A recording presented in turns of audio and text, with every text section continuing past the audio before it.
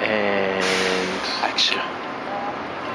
So, zoom in. Yeah.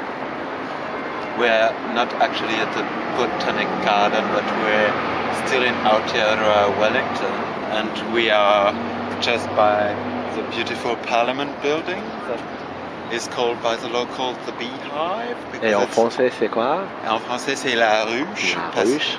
Because it's in the shape of a beehive, apparently. And that's the old Parliament building behind it.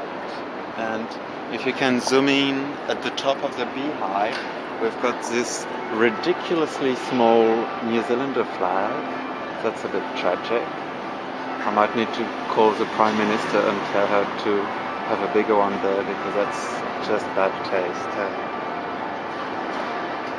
Back to me. Hello, how are you?